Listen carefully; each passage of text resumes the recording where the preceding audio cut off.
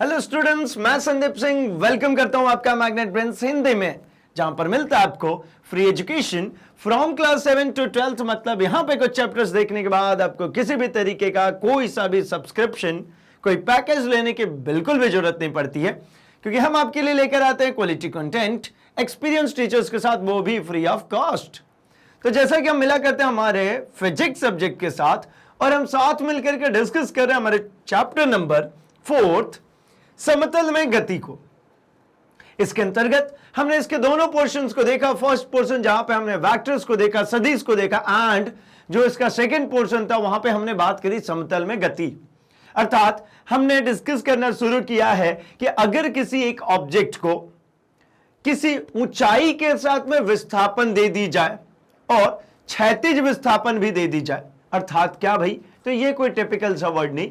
एक बॉल लो और आप फेंक दो ऐसे, जैसे बैट्समैन क्रिकेट की बॉल को जब हिट करता है तब वो बॉल कैसे जाती है, कुछ ऊंचाई भी गेन करती है और कुछ दूरी भी। मतलब उसने 6 मारा हो तो भाई उसमें ऊंचाई भी होना जरूरी है ना, और उसने डिस्टेंस भी कवर किया। ठीक है, तो हमने इसको कहा कि भैया ये हमारी जो है ये है हमारी द्विविमीय गति, 2 डायरेक्शन में गति, एक्स एक्सिस में भी और वाई एक्सिस में भी, क्षैतिज भी और ऊर्ध्वाधर भी।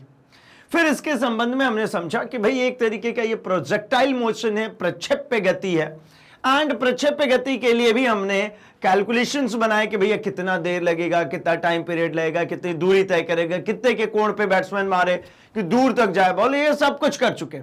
अब बारी है किसकी भाई, तो अब डिस्कशन करने की बारी है एक समान वृत्तीय गति की। मतलब इस सेशन में हम डिस्कस करने वाले एक समान वृत्तीय गति। अब वृत्तीय गति क्या होता है भाई, तो मतलब एक वृत्ताकार पथ पे कोई गमन कर रहा है, कोई गति कर रहा है, तब इस संदर्भ में भी समझा जाता है कि भैया यहां द्विविमीय गति हो रही है। और इस संदर्भ में जब कभी हम बात करेंगे, वृत्तीय गति के संदर्भ में जब बात करेंगे, तब हमें कुछ फैक्टर्स, कुछ बातों को समझना जरूरी होता है। क्योंकि यहां पर होता क्या है कि एक पिंड एक पॉइंट से शुरू करता है अपनी जर्नी और वापस वहीं पर आ जाता है, तो उसका विस्थापन शून्य मिल जाता है। तो ये सारी चीजें किस तरीके से चलेंगी, कैसे समझी जाएगी, यही सब कुछ करने वाले हम इस सेशन में। तो भाई एक छोटी सी बात और बताते चलूं, तो एक समान वृत्तीय गति का ये एक तरीके से समझ सकते हैं, हम इंट्रोड्यूस कर रहे हैं यहां पे, एक चैप्टर भी आने वाला है इसका, जहां पे हम वृत्तीय गति को अलग से अध्ययन करते हैं, लेकिन हमारे 2 डायमेंशनल मतलब 2D मोशन के अंतर्गत ही इसकी शुरुआत हो जाती है।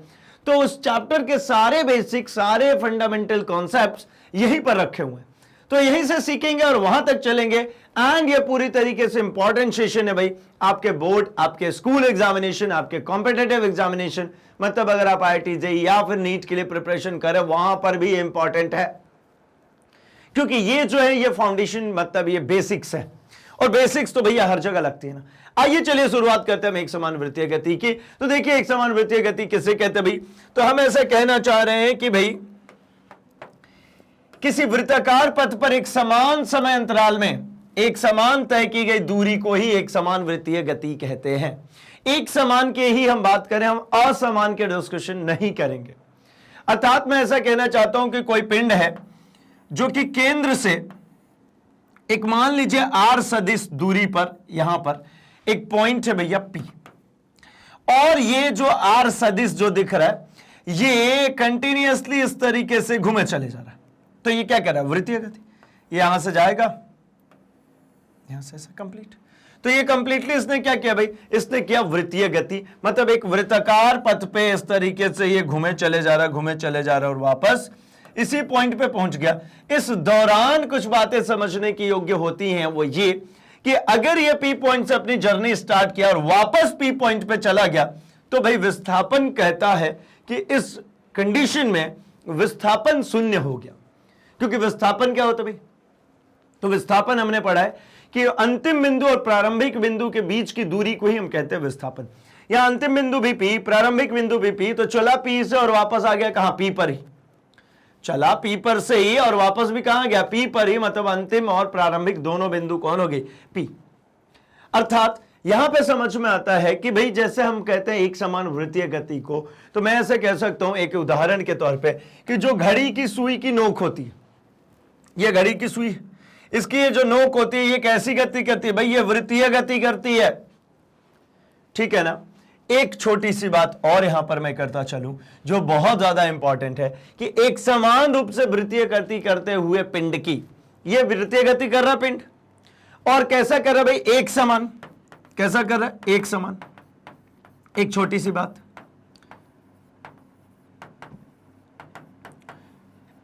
एक छोटी सी बात भाई, मैं कहता हूं त्वरण। तो त्वरण के बारे में हमें ज्ञात है कि यह होता है वेग परिवर्तन की दर।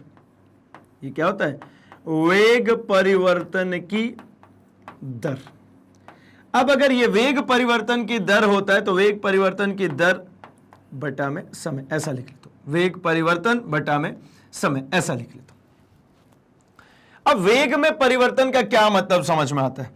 तो आप कहोगे कि भैया वेग में परिवर्तन का तो समझ में आता है कि वेग में चेंज हो जाए, मतलब कैसा हो जाए भाई? तो अंतिम वेग माइनस प्रारंभिक वेग,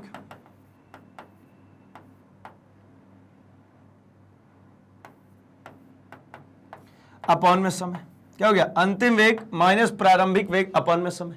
अब अंतिम वेग माइनस प्रारंभिक वेग बटा में समय अगर मैं लिखता हूं तो भाई अंतिम वेग माइनस प्रारंभिक वेग, अंतिम वेग को v से डिनोट करते हैं, प्रारंभिक को u से डिनोट करते हैं, अपॉन में ये हो गया t। यहां मैं कह रहा हूं कि ये एक समान है। एक समान है मतलब क्या? अंतिम वेग और प्रारंभिक वेग ये दोनों ही कैसे? सेम, मतलब v जो है वो बराबर है u के। तो ये कितना आ गया? 0। अगर आप यहां से ध्यान से देखेंगे तो ये तो त्वरण कितना आ गया? 0 आ गया। किंतु वृत्तीय गति में, मतलब ये क्या बात करें हम? एक समान वृत्तीय गति में जब हम बात करेंगे तो ये त्वरण का जो मान है इसको अब इस तरीके से लिखूंगा कि इसका जो संख्यात्मक मान है वो 0 आया। ये अल्टीमेटली ए जो त्वरण है इसका जो संख्यात्मक मान है वो 0 आया, मतलब एक्सीलरेशन का जो मैग्नीट्यूड है वो 0 आया। किंतु एक्सीलरेशन 0 नहीं, एक्सीलरेशन हर क्षण हो रही है। कैसे हो रही है भाई? तो एक्सीलरेशन क्या होता है भाई? त्वरण क्या होता है? तो यहां पर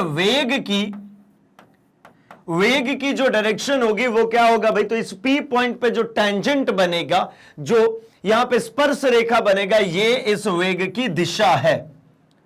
और हर समय यहां पर दिशा जो है किसकी? वेग की दिशा आप हर क्षण देखिए बदल रही है।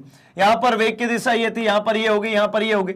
यहीं पर एक पॉइंट और बनाओ तो देखिए वेग की दिशा बदल गई। यहां पर मैं बनाऊंगा ये वेग की दिशा बदल गई, यहां पे बनाऊंगा वेग की दिशा ये होगी। मतलब हर क्षण वेग की दिशा बदल रही है।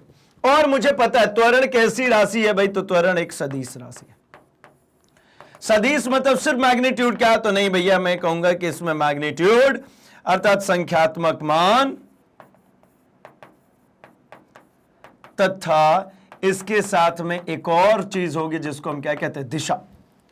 मैग्नीट्यूड तो होगा, मैग्नीट्यूड होगा, नंबर होगा, लेकिन उसमें एक डायरेक्शन भी होगी भाई, दिशा भी होगी। और यहां पर मुझे जब पता चला कि भैया ये दिशा तो कंटिन्यूअसली बदल रहा है, ये बदल रहा है, बदल रहा है, बदल रहा है, बदल रहा है। तो जब दिशा बदल रहा है v की, मतलब त्वरण की भी दिशा हर समय क्या होगी?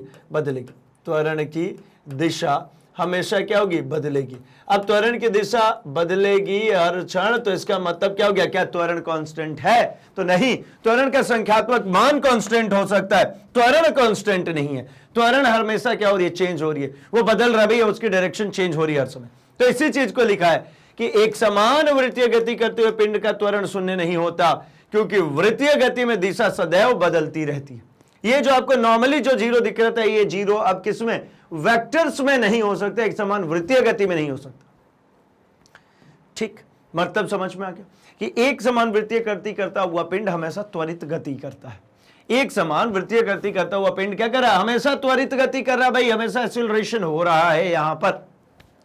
चलिए तो थोड़ी सी आगे बढ़ी जाए और अब बात की जाए जरा कि जब ये विस्थापन, मतलब जब वेग हो रहा है तो वेग को कैलकुलेट कैसे करेंगे भाई? मैथमेटिकली तो कैलकुलेट करनी पड़ेगी। तो वेग को कैलकुलेट करने के लिए हमें पता है वेग होता विस्थापन बटा में समय। अच्छा, अब तक तो ये आपको बिल्कुल घोंट चुके होंगे। कैसे भाई? तो हमने जब रैखिक पढ़ा था, मतलब एक सरल रेखा में गति की जब हमने बात करी थी, तब भी हमने क्या पढ़ा था भाई? यही पढ़ते आ रहे हैं ना, विस्थापन, वेग, त्वरण। फिर हमने क्या बात करी भाई? 2 डायमेंशनल मोशन की जब हमने बात करी, द्विविमीय की बात करी, समतल गति की बात करी, तो समतल में गति में भी हमने यही बात किया, विस्थापन। डिवाइड किया समय से वेग, वेग को डिवाइड किया समय से त्वरण। तो यहां पर भी तो वही होगा ना। अब क्या वृत्तीय गति हो गया, तो वृत्तीय गति में क्या होगा भाई, तो वृत्तीय गति में भी विस्थापन, वृत्तीय गति में भी वेग, वृत्तीय गति में भी क्या भाई, त्वरण। बस एक कहानी बदलेगी, तो विस्थापन का नाम बदल के हो गया कोणीय विस्थापन। अब भैया जब इसको मैंने कहा था ये यहां से चला और वापस यहां तक आ गया, आने के बाद इसमें क्या हुआ भैया, तो यहां पर आकर के ये तो जीरो हो गया, ये जीरो हो गया, क्या जीरो हो गया, इसका विस्थापन, इसका विस्थापन जीरो हो गया, इसका विस्थापन जो है ये हो गया भैया जीरो। अब विस्थापन शून्य हो गया, तो भैया कैसे होगा जस्टिफिकेशन, किसी को कुछ काम दे करके गया, जरा इसको आराम से समझिए। मैं ऐसा बोल के गया एक व्यक्ति को, और व्यक्ति कौन था भाई, तो वो एक व्यक्ति था, एक बालक, कैसा बालक, तो उसको हमने दिया था भैया कि एक काम करना, होमवर्क कंप्लीट करके रखना। उसने नहीं किया, नहीं किया तो क्या करेगा टीचर, टीचर भैया पनिशमेंट देगा। कैसा पनिशमेंट, मारेंगे तो है नहीं, तो क्या करेंगे भाई, उसको पनिशमेंट दिया, क्या बोले काम करो, ये जो स्कूल के बाहर बार बार बार बार बार ये जो ग्राउंड दिख रही है ना गोल गोल सी, चक्कर लगाना शुरू कर दो बेटा जरा। तो ये भाई साहब को अपन ने दे दिया भैया कि भैया एक काम करो चक्कर लगाओ। अब ये चले यहां से चक्कर लगाने, यहां से चक्कर लगाने, ये एक पॉइंट बना दिया पी, यहां से ये चक्कर लगाना शुरू किया। अब हुआ ये कि भैया इनको पनिशमेंट देके अपन देखते तो नहीं रहेंगे ना वहीं पे खड़े होके कि भैया चक्कर लगा रहा है कि नहीं लगा रहा है। तो अपन ने क्या किया भाई, अपन ने इनको कहा और अपन चल दिया भैया कहाँ, पढ़ाने। अब क्या करें, तो ये भैया स्मार्ट बच्चा, जब होमवर्क नहीं किया तो स्मार्ट था ही, तो ये स्मार्ट बच्चा इसने क्या किया, बोले यार ठीक है ना, गए ना, ठीक है यहां तक आते, यहां आके रुक गया, बोले ठीक है रहने दो। अब हमने इसको कहा था कि एक काम करना, तुम 10 चक्कर पूर्ण करके रखो। कितने, 10 चक्कर, 10 चक्कर में तो इसको चक्कर आ जाए। तो इसने क्या किया, ये चक्कर होकर पूर्ण करने के बजाय ये चुपचाप यहां पे बैठ गया, या क्यू तक पहुंचकर रुक गया। रुकने के बाद क्या किया भाई, तो अब देख रहा है कि कब टीचर आ रहे हैं। अब जैसे ही अपन उसके पास पहुंचने के करीब हुए तो भैया इसने दौड़ना शुरू कर दिया, ये क्यू तक से। अब ये क्या किया, ये दौड़ना शुरू कर दिया, दौड़ना शुरू कर दिया, दौड़ना शुरू कर दिया। चलो क्यू यहां बना देता हूं, है ना, यहां पे आकर के मान लीजिए वो रुक गया था और यहीं पे रुक गया। जैसे देखा अपने को आते हुए, ये दौड़ना शुरू हुआ और हाफते हाफते हाफते यहां जाकर के रुक गया। अब भैया मुझे कैसे पता कि ये पहला ही राउंड है कि इसका 10वां राउंड है, कैसे जस्टिफाई करोगे, क्योंकि वो तो जब जब इस पी पर आया होगा, इसका जो विस्थापन हुआ होगा, वो विस्थापन हर बार कितना हो जाएगा, शून्य हो जाएगा। मैं क्या जस्टिफाई कर सकता हूं कि 10 राउंड पूरे लगाए कि नहीं लगाया, 9 ही राउंड लगाया कि 8 ही राउंड लगाया कि 2 ही राउंड लगाया, कुछ नहीं कि 1 राउंड पहले ही राउंड में। ये तो स्मार्ट बच्चा भी पहला ही राउंड लगा रहा है कायदे से। तो मैंने कहा यार ये तो गड़बड़ हो गई कुछ बात, क्या करें। तो कहा भैया ऐसे नहीं होगा यार, मैं यहां जो ग्राउंड के बीचों बीच में मैं एक गड़ा देता हूं, पुल, पुल गड़ा हुआ था पहले से, अपन ने कुछ नहीं किया। ये ऐसा एक खंबा गड़ा हुआ था, इसके चारों तरफ से क्या थी, ये ट्रैक थी, चलो छोटा सा एक खंबा बना, ये एक खंबा था और चारों तरफ से ट्रैक थी। मैंने पकड़ा उसको, कहा भैया ऐसा थोड़ी होता है, तुम लो भैया पकड़ो एक रस्सी और अब तुम दौड़ो। अब ये भैया इसने रस्सी पकड़ के दौड़ना शुरू किया। अब जब 1 राउंड लगा लेगा तो रस्सी एक बार लपेटे में आ जाएगी, 2 राउंड लगाएगा 2 बार आ जाएगी, 3 लगाएगा 3 4 5, जितनी बार दौड़ेगा उतनी बार ये वापस आएगा और मुझे वो रस्सी इसके ऊपर लपेटी हुई मिल गई। अब तो दौड़ना पड़ेगा ना, मुझे 10 चक्कर चाहिए, मतलब मैं जब आऊंगा तो वो कुछ भी कर रहा हो भाई, मैं आते से ही गिनूंगा क्या कि कितने राउंड रस्सी इस पे लपेट पाया। अगर 10 राउंड लपेट दिया तो मतलब बात सही है। लेकिन मैंने क्या कहा था, बच्चा तो स्मार्ट है। अब स्मार्ट बच्चा है तो क्या करेगा, ये कहा कि अच्छा ये रस्सी लपेटने की बात है, तो बोले मैं इस ट्रैक पे क्यों दौड़ूं। ये क्या किया, यहीं से उठा, ध्यान से देखिए, मैं इधर बनाता हूं ताकि फ्रेश समझ में। ये क्या किया, बोले भैया उतनी दूर क्यों दौड़ूं, इसने उठाया रस्सी को इतनी छोटी कर दी और यहीं 10 बार घूम गया। जबकि उसको घूमना कहां से था, तो इसको घूमना यहां से था, ये पूरा ट्रैक था, यहां से घूमना था, लेकिन वो पास में से ही 10 राउंड घूम गया। ये यहीं से उठा और यहीं के यहीं घूम गया, हो गया ना। आप तो 10 राउंड गिनोगे, सबसे पहले जब अपन खड़े थे तब थोड़ी दूर चल के आया, थोड़ी दूर चल के आने के बाद पास में हो गया, मतलब अपनी रेडियस, ये जो त्रिज्या थी इसको कम कर दिया, तो उसको कम ही तो चक्कर लगाना पड़ा ना, चक्कर 10 हुए, लेकिन जो इसका दूरी चलने की हुई वो तो कम हो गई। तो भैया स्मार्ट बच्चा था यार, क्या कर सकता, बच ही नहीं सकते इसके लिए। तो कहा यार ये कुछ तो काम करना पड़ेगा, ऐसे नहीं चल पाएगा यार। ये तो यहां पर भी दिमाग लगा लिया, इसने रेडियस छोटी करके चक्कर लगा ली, तो भैया फिर से पनिशमेंट से बच गया। दूर से करने बोल के गया था, तो भैया वो क्या किया था, वो चुपचाप बैठा था, जैसे ही मैं आते हुए दिखा यहां से दौड़ना शुरू कर दिया। ये पूरा पिक्चर गड़बड़ है। तो हमने कहा था भैया इसको रेक्टिफाई करो। इसको कैसे रेक्टिफाई करेंगे, तो भैया कहा कि चलो भैया हम पढ़ के आते हैं क्या, तो हम पढ़ के आते हैं वृत्तीय गति। वृत्तीय गति जब पढ़ के आएंगे तब ये प्रॉब्लम रिजॉल्व हो जाएगी। कैसे, तो देखिए हमने कहा जो कोणीय विस्थापन होगा, यहां पे जो विस्थापन होगा वो नॉर्मल विस्थापन नहीं होते हुए क्या हो जाएगा, कोणीय विस्थापन। कोणीय विस्थापन का तात्पर्य क्या है, तो भैया वो वाला कि ये P पॉइंट पे पहले था, यहां से ये चलना शुरू किया और ये Q तक पहुंचा। तो जब वो P से Q तक पहुंचा तो इस केंद्र पे एक कोण बनाया। इस कोण का नाम हमने दे दिया क्या, डेल थीटा। डेल थीटा मतलब कोण में परिवर्तन। अब डेल से तो भैया आप वाकिफ हो चुके, जो यहां भी ऐसा त्रिभुजाकार ये दिखता है इसका मतलब होता है चेंज, बदलाव। तो इस दौरान इसने एक आर्क मतलब इसने एक क्या करी, एक दूरी तय करी, एक परिधि पे चला ना। ये जब चल रहा था तो जब इसने इतनी सी दूरी जब तय करी यहां से यहां तक, तो ये इस परिधि पे चल रहा था। तो ये परिधि को हमने कह लिया कि भाई ये डेल एस परिधि है, और इस दौरान इसने यहां पर डेल थीटा नाम का क्या बनाया, तो कोण बनाया केंद्र पर, और इसकी त्रिज्या जो है वो है आर। अब सब कुछ मैं अगर फिक्स नहीं करूंगा तो भैया वो बच्चा मकारी मार ले रहा था, तो मैंने सब कुछ फिक्स कर दिया। मैंने कह दिया अब इसको कहूंगा मैं कोणीय विस्थापन। कोणीय विस्थापन कितना होगा भाई, तो del S upon del R. कोणीय विस्थापन मतलब कोण बराबर क्या होता है, चाप बटा में त्रिज्या। अब चाप कितना है, तो चाप है भैया यहां पर डेल एस, और त्रिज्या कितनी है, तो त्रिज्या है आर। तो हो गया ना, डेल एस अपॉन आर। इसको क्या लिखूं, डेल थीटा। इसी को हम कहते हैं क्या, कोणीय विस्थापन। कोणीय विस्थापन की जो यूनिट होती है रेडियन। क्यों होती है भाई, क्योंकि ये कोण है, कोण की इकाई क्या होती है, रेडियन। लेकिन इसकी कोई विमा नहीं होती। विमा क्यों नहीं होगी भाई, तो देखिए चाप बटा में मैं लिखता हूं त्रिज्या। अब चाप क्या होता है भाई, तो चाप एक तरीके की दूरी है, मतलब मेजर होगी मीटर में, और त्रिज्या भी किस में, मीटर में।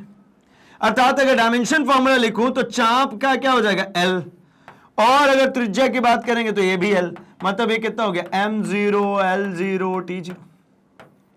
मतलब समझ में आया, ये क्या है, एक विमाहीन राशि है। कोण की अपनी कोई विमा नहीं होती, कोण एक विमाहीन राशि है। अब तो बात क्लियर होगी।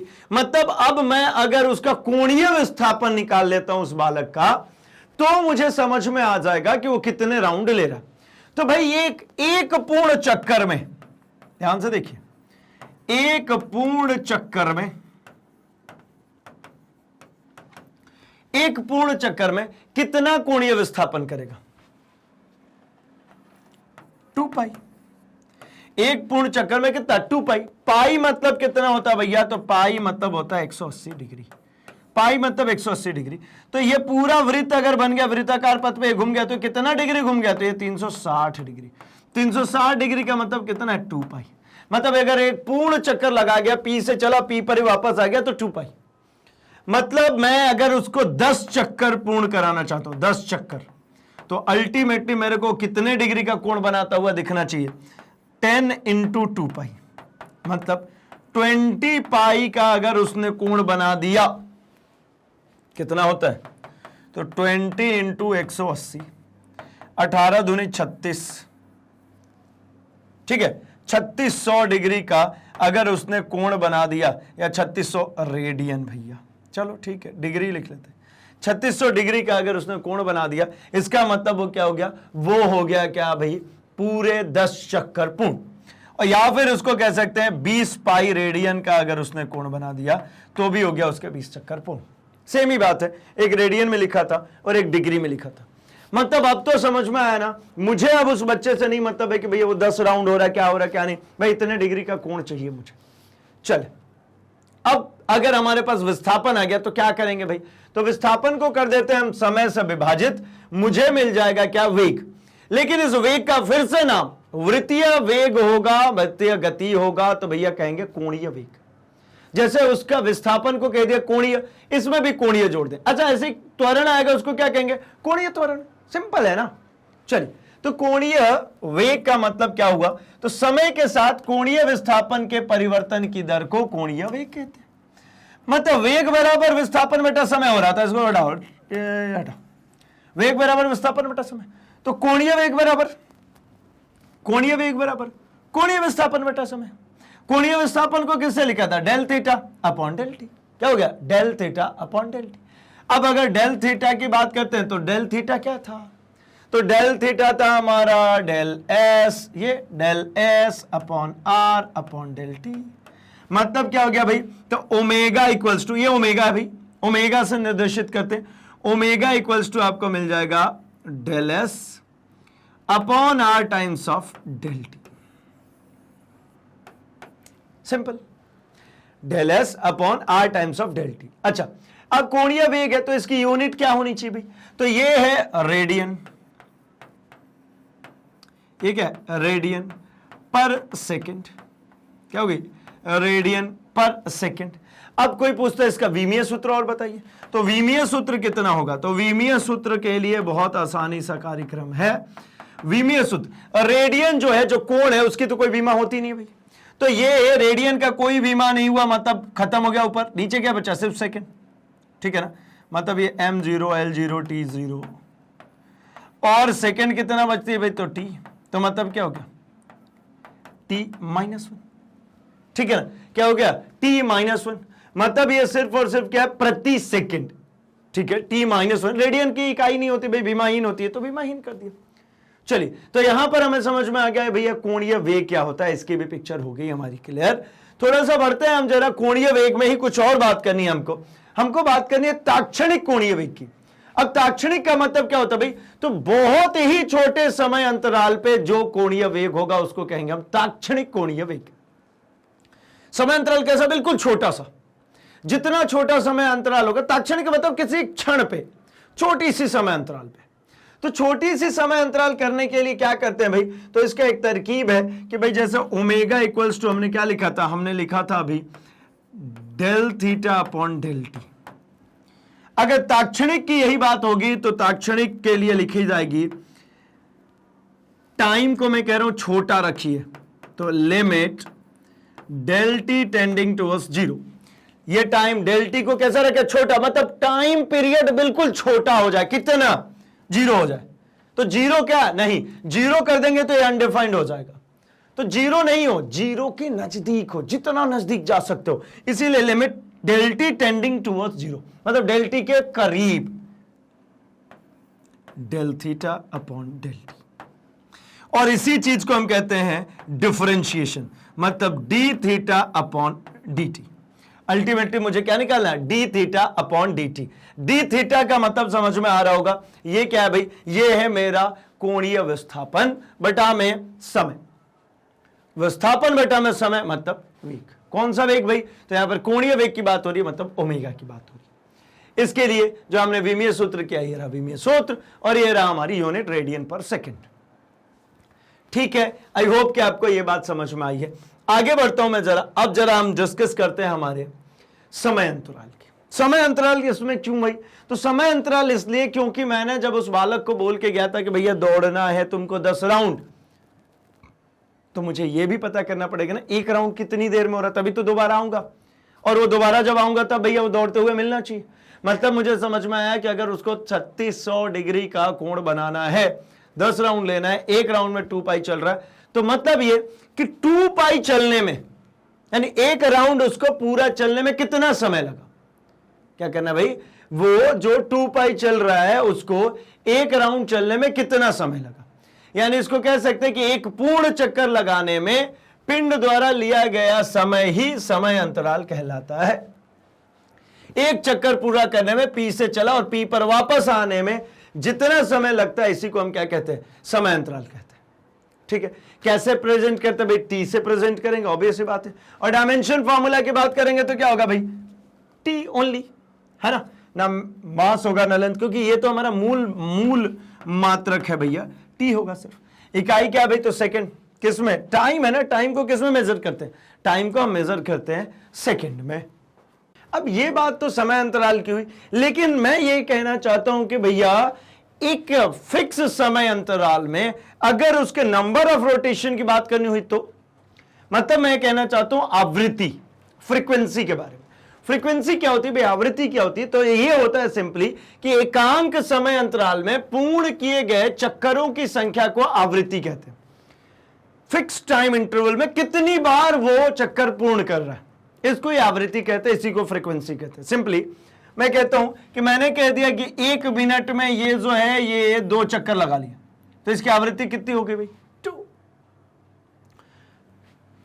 सिंपल सॉर्टेड सी बात, 1 सेकेंड में कितनी? 2 बार उसने चक्कर लगा लिया, तो इसकी आवृत्ति 2 देखने को मिल रही है। यानी समय कितना ले रहा है अभी? तो आधा। कैसे? तो मैं कह रहा हूं कि आवृत्ति जो होती है वो होता है 1 समय अंतराल। ठीक है, आवृत्ति को डिनोट करते हैं हम किससे भाई? तो इसको कहते हैं न्यू। ये छोटा सा v जैसा दिखता है, ये न्यू है। ठीक है ना, ये क्या है? ये न्यू है। ये मैं इसको रेड से बनाता हूं, ये ऐसा। जब हम रिटर्न फॉर्मेट में, जब हम कॉपीज में लिख रहे होते हैं तो ऐसा न्यू देखने को मिलता है। ये क्या है भाई? Nu. Nu equals to v जैसा ही दिखता है। ठीक है ना, nu equals to 1/t। Nu equals to 1/t। अब एक बात समझेंगे, इसकी अगर मैं बात करना चाह रहा हूं आवृत्ति की कि भाई इसका यूनिट क्या होगा, तो 1/सेकंड। मतलब इसकी यूनिट क्या होगी, इसकी इकाई क्या होगी? तो इसकी इकाई हो गई प्रति सेकंड। क्या हो गई? प्रति सेकंड। तो डायमेंशन फॉर्मूला क्या हो जाएगा भाई? तो m0 L0 t-1 खत्म। मतलब एक बात समझ में आया कि ये जो प्रति सेकंड है इसको हम कहते हैं क्या? हर्ट्ज। HZ से प्रदर्शित करते हैं हर्ट्ज, क्योंकि इन्होंने इसके बारे में जानकारी दी थी, एक साइंटिस्ट थे, इनके नाम पर इसको रख दिया गया हर्ट्ज। ठीक है, क्या कहते हैं? हर्ट्ज। अल्टीमेटली आपको आवृत्ति समझ में आई होगी। आवृत्ति का मतलब है नंबर ऑफ रिपीटेशन, कितनी बार ये चक्कर को पूर्ण कर रहा है एकांक समय में, इसी को कहते हैं हम आवृत्ति। अर्थात अब जरा बात कर लिया जाए, मेरे पास 2-3 टर्म्स आ चुकी है, इनके बीच में रिलेशनशिप, अर्थात मैं कह रहा हूं ओमेगा न्यू और टी के बीच में रिलेशनशिप। ओमेगा न्यू और टी के बीच में रिलेशनशिप, ये क्या क्या भाई? ओमेगा न्यू और टी, इन तीनों के बीच में रिलेशनशिप। अर्थात ये है हमारा कोणीय वेग, आवृत्ति और समय अंतराल के बीच में रिलेशनशिप। कोणीय वेग, आवृत्ति और समय अंतराल के बीच में रिलेशनशिप क्या होगा इनमें? तो देखिए, समय अंतराल की परिभाषा से अगर देखें तो कोई पिंड है जो t सेकेंड में 1 पूर्ण चक्कर लगाता है तथा इस दौरान 2π का कोण बनाएगा। मैंने यही तो बोला था कि अगर कोई है जो ये कंप्लीट चक्कर लगा लिया तो कितने डिग्री का कोण यहां पर बना दिया? ये 2π का बना दिया। इस P पॉइंट से चला था और वापस इसे P पॉइंट पर आ गया, तो इसने पूर्ण चक्कर करने में टाइम लिया t। कोण कितने का बनाया भाई? तो कोण बनाया इसने 2π। कोण कितना? 2π। तो मतलब समझ में आता है सीधा कि भैया अगर किसी t सेकेंड की अगर हम बात कर रहे हैं तो कोणीय विस्थापन बराबर कितना हो गया? 2π रेडियन। कोणीय विस्थापन कितना? 2π रेडियन। तो कोणीय वेग कितना होगा? कोणीय विस्थापन बटा में समय। अब कोणीय विस्थापन कितना होता है भाई? तो कोणीय विस्थापन मतलब थीटा बटा में t। थीटा कितना? तो थीटा का भैया ये है 2π, तो 2π/t। अब t को भी अगर चाहे तो मैं लिख सकता हूं कैपिटल T, क्योंकि समय अंतराल को हमेशा कैपिटल T से डिनोट करते हैं, इसलिए कैपिटल T लिखा। अब चूंकि मुझे पता है, क्या पता भाई? चूंकि 1/t इज इक्वल्स टू होता है न्यू फ्रीक्वेंसी, तो इसको ऐसा लिख देता हूं 2π इंटू 1/t। अब इस 1/t को सिर्फ देखेंगे तो फाइनली क्या दिखा? 2π टाइम्स ऑफ न्यू। किसकी बात है भाई? तो ये हो गया omega equals to 2π nu. Omega equals to 2π nu. मतलब समझ में आया कि ये होता है रिलेशनशिप किसमें? ओमेगा न्यू और टी के बीच में। ओमेगा न्यू और टी के बीच में रिलेशनशिप, तो या तो न्यू आएगा या फिर टी आएगा, दोनों तो नहीं आ सकते ना, क्योंकि उसी टाइम मतलब 1/t, इसी 1/t को रिप्लेस करके लिखा हुआ है मैंने न्यू, तो दोनों तो नहीं आएंगे। बट हाँ, ओमेगा और ओमेगा इक्वल्स टू 2π न्यू, या फिर इसी को लिख सकता हूं मैं क्या? 2π/t। अब ये कंप्लीट हो गया। ये हो गया 2 पाई बाई टी, मतलब omega equals to 2 pi by T लिखिए या फिर 2 पाई न्यू लिखिए, दोनों बात बराबर है। ठीक है, चलिए अब थोड़ा सा और आगे बढ़ा जाए एंड अब डिस्कस करते हैं हम जरा अपने अगले पॉइंट की, जिसमें हम डिस्कस करना चाह रहे हैं कि मेरे पास में दो तरीके के वेग देखने को मिले। एक कौन सा वेग देखने को मिला भाई? रैखिक वेग।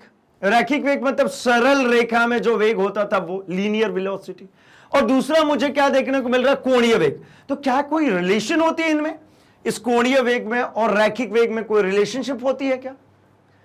तो चलिए हम जरा इसको डिराइव करके ले आते हैं कि रैखिक वेग और कोणीय वेग में क्या रिलेशनशिप होता है। रैखिक वेग का क्या मतलब था भाई? मतलब कोई भी व्यक्ति यहां पॉइंट ए से चलना प्रारंभ करे और ऐसे चलते चलते यहां पॉइंट बी पर पहुंचे, तो यहां तक पहुंचने के दौरान इसने क्या किया? तो इसको ही कहते हैं हम सरल रेखा में गति, एक विमीय गति। सरल रेखा में गति मतलब यही है रैखिक गति। और ये तो दिख ही रहा हमारा क्या? वृत्तीय गति। तो रैखिक गति और वृत्तीय गति के लिए रैखिक वेग और वृत्तीय वेग में मतलब कोणीय वेग में हमें निकालना है एक सिंपल सा रिलेशनशिप। वो सिंपल रिलेशनशिप कैसे निकलेगा? तो देखिए, हम कहते हैं कि मान लीजिए आर त्रिज्या के वृत्ताकार मार्ग पर कोई पिंड है, ए से बी तक जाने में डेल एस दूरी तय करता है तथा जिसके द्वारा डेल थीटा रेडियन का विस्थापन होता है। ये जो है ए से चला और कहां पहुंच गया भाई? बी पर। ए से चला और कहां पहुंच गया? बी पर। वही जो पी क्यू लिखा था वही ए एस लिख रहे, ए बी लिख ले रहे। ए से चला बी तक पहुंचा, इसके दौरान इसने डेल एस क्या किया भैया? विस्थापन चला। अब डेल एस विस्थापन चल रहा है, इसके लिए मैं कहता हूं कि भैया ये एक आर त्रिज्या है जिसका पॉइंटर यहां से चल करके यहां तक गया, तो त्रिज्या अभी भी यहां पे आर है और इसने कोण कितना बनाया? Del theta. तो इसका चाप कितना है भाई? डेल एस, ये ए से बी तक जाने में। अच्छा, अर्थात मुझे समझ में आ गया कि कोणीय विस्थापन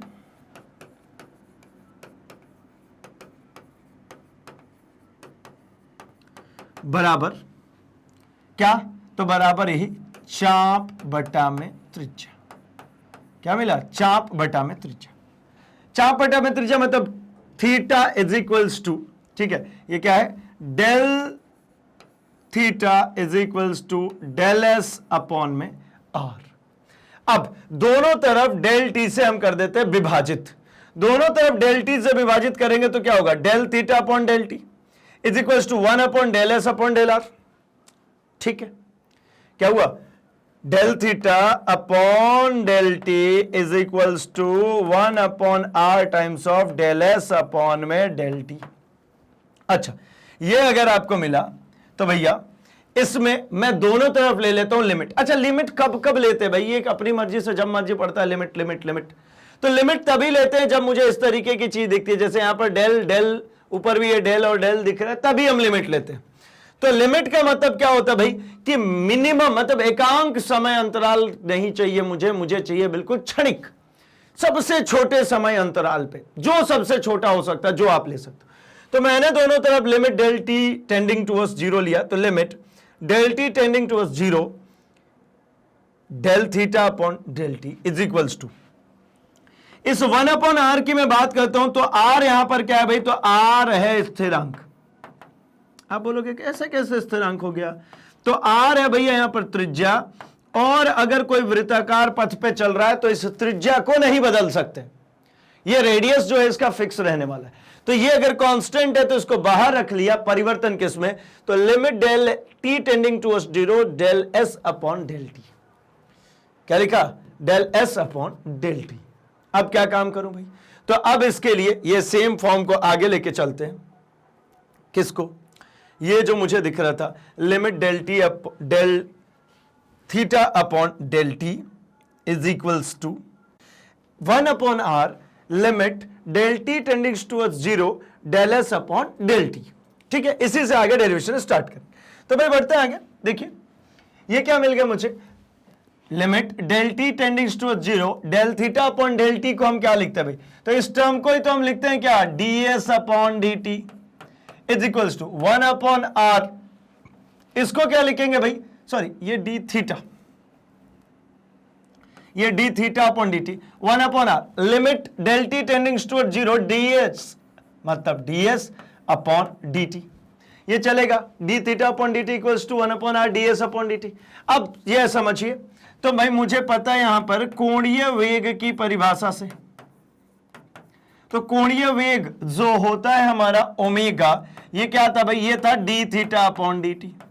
इसी प्रकार जो मेरा था डीएस मतलब डेल एस अपॉन में डेल टी, ये नॉर्मली अगर देखेंगे तो देखिए विस्थापन चाप क्या है भाई, ये चाप क्या है, ये इसमें कोणवर्ण थोड़ी आ रहा है, ये तो नॉर्मल मीटर में आता है, और मीटर प्रति सेकंड, ये del S upon del T मतलब क्या, मीटर प्रति सेकंड, मतलब मैं कहता हूं कोणीय विस्थापन, विस्थापन विस्थापन क्यों भाई, वेग ही सीधे लिख देता हूं, वेग बराबर मतलब v बराबर क्या होता है, तो ये होता है विस्थापन बटा में समय।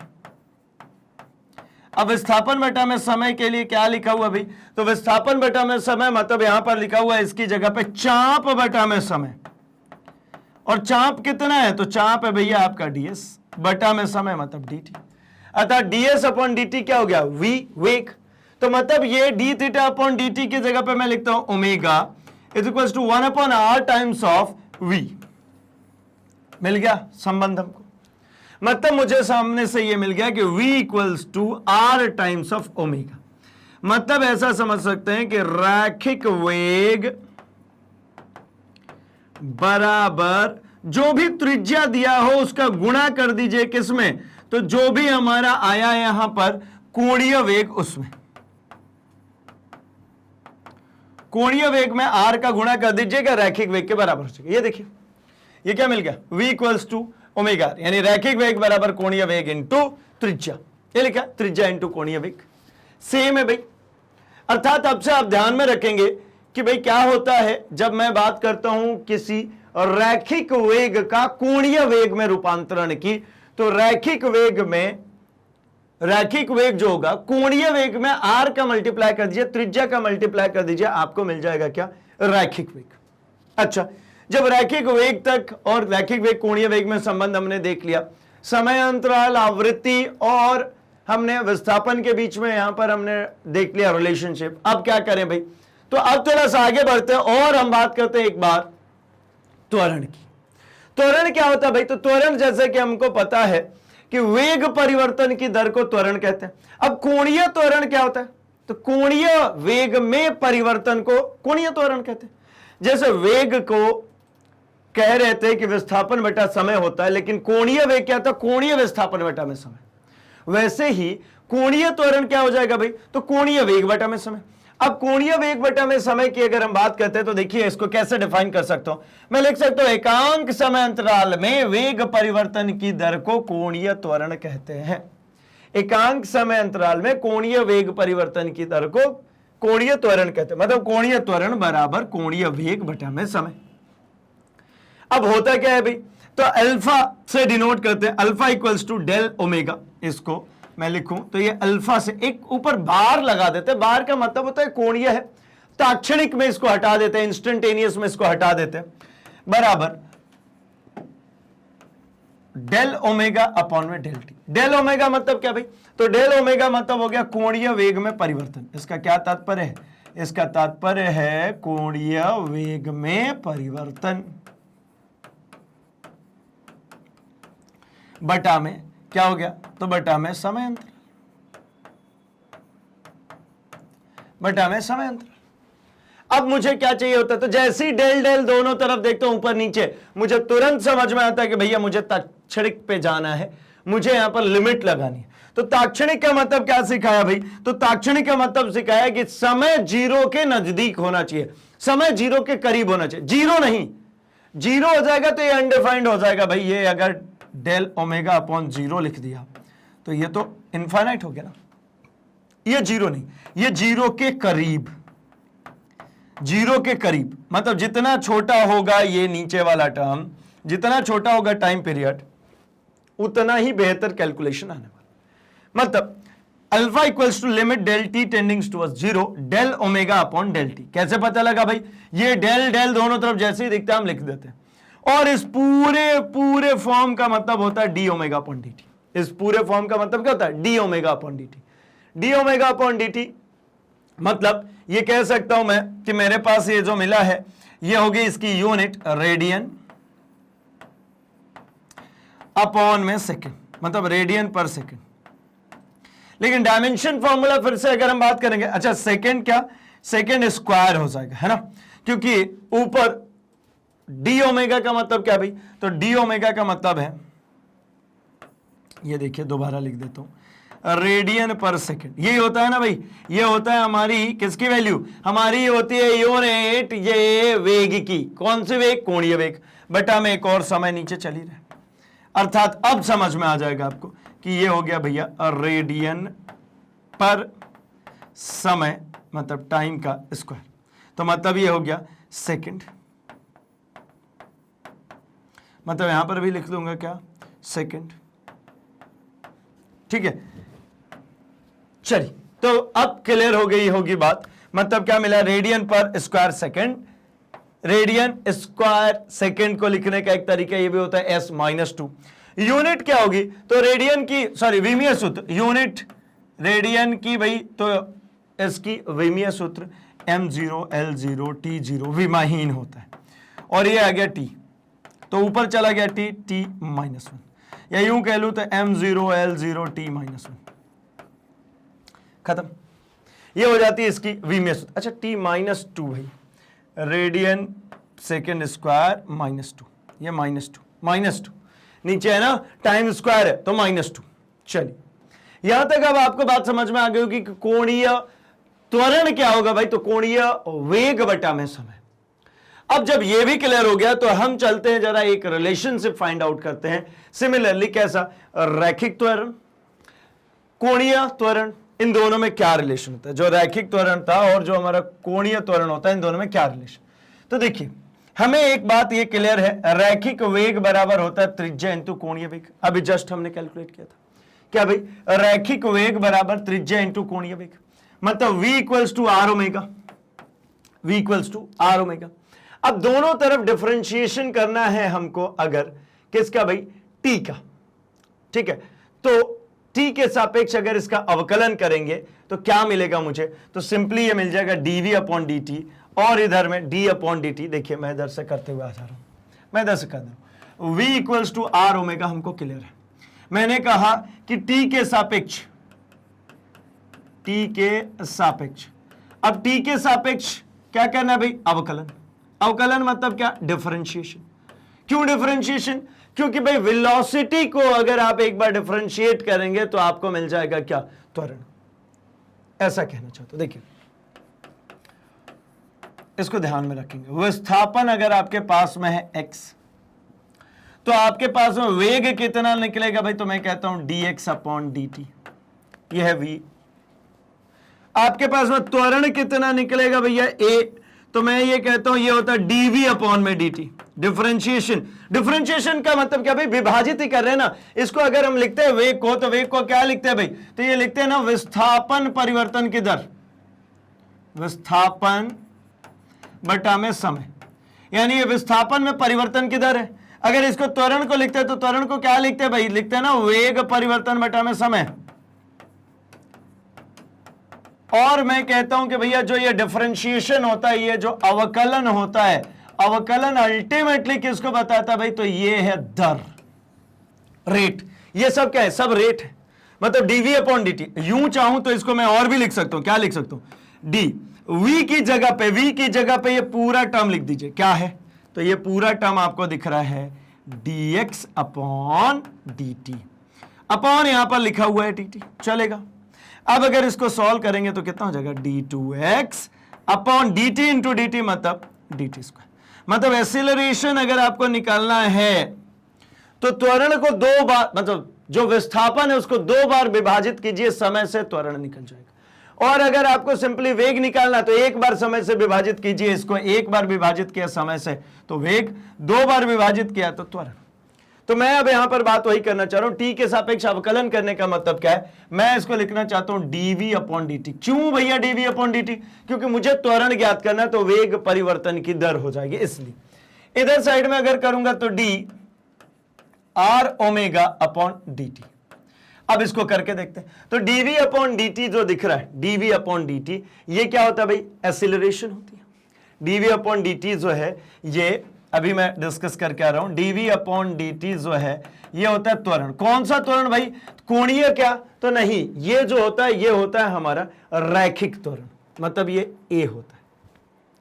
सिमिलरली अगर मैं इसको आगे की तरफ बढ़ाऊं तो इसको मैं लिख लेता हूं भाई, सेम लिख देता हूं, डीवी अपॉन में D T is equals to, यहां पे आर को कर दीजिए बाहर, अंदर बचेगा D omega upon D T. R को क्यों किया बाहर? तो आर जो होगा ये कैसा होता है भैया? कांस्टेंट, मतलब ये आर हमेशा एक होगा स्थिरांक। आप बोलोगे क्यों स्थिरांक? तो अभी जस्ट आपको मैंने सिखाया कि आर जो है वो त्रिज्या है, वृत्तीय गति करते हुए पिंड की वो त्रिज्या है। त्रिज्या नहीं बदल सकते, बदल देंगे तो वो बच्चे को जिसको शुरू में पनिशमेंट किया था अपने भैया, तो वो पास में ही नहीं घूम जाता, उसी से तो बचना था। तो आर स्थिरांक है। और मुझे एक बात और क्लियर है। क्या क्लियर है? तो ये क्लियर है कि भैया अभी किया हमने डी ओमेगा अपॉन जो डी टी होता है, वेग बटा में समय, वेग कोणीय वेग परिवर्तन की दर है। ये कोणीय वेग परिवर्तन की दर को क्या कहते हैं भाई? कोणीय त्वरण अल्फा। तो मैं यहां से लिख सकता हूं क्या? DV upon D T. इस डीवी अपॉन डी टी को, डीवी अपॉन डी टी को रख देता हूं A, R as it is. D omega upon D T को क्या लिख सकता हूं? अल्फा। खत्म। क्या मिल गया भाई? तो मुझे ये देखने को मिल रहा है रैखिक त्वरण बराबर त्रिज्या इंटू कोणीय त्वरण। तो सेम चीज तो आ गई जैसे वहां पर हम काम कर रहे थे अभी। तो ये देखिए पहला क्या है, सीधा सिंपल सा बात, वेग और कोणीय वेग में रिलेशनशिप चाहिए तो कोणीय वेग में आर का गुणा कर दीजिए। सिमिलरली त्वरण और कोणीय त्वरण में रिलेशनशिप चाहिए तो कोणीय त्वरण में क्या कीजिए? आर का गुणा कीजिए। आर का गुणा करना किसमें भैया? तो आर का गुणा हर बार करना है किसमें? तो उसी में करना है जहां पर, आर का गुणा किसमें करना है? जहां पर मुझे दिख रहा है भाई क्या? कोणीय। जहां कोण मिले उसमें त्रिज्या का गुणा कर दीजिए। कोणीय वेग आर का गुणा, कोणीय त्वरण आर का गुणा, खत्म बात। मतलब मुझे ये फाइनली समझ में आ गया कि ये फाइनल जो रिजल्टेंट जो बनेगा वो क्या बनेगा भाई? रैखिक त्वरण बराबर त्रिज्या गुणे कोणीय वेग, कोणीय त्वरण, सॉरी। मतलब फाइनल देखिए यहां पर रखा हुआ है।